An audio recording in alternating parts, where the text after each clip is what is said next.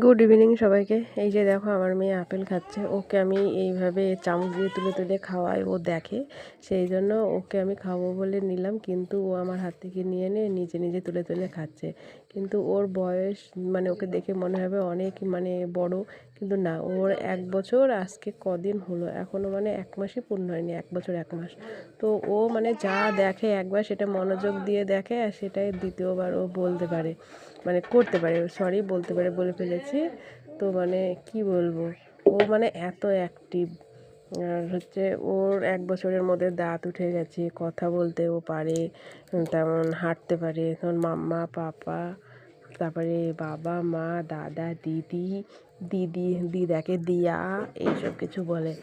তো সবাইকে শুভ সন্ধ্যার অনেক অনেক শুভেচ্ছা। তো তোমরা কেমন আছো? আশা করি ভালো আছো। আর আমি, আমার মেয়ে, আমার বর সবাই ভালোই আছি। এই দেখো ও খাচ্ছে।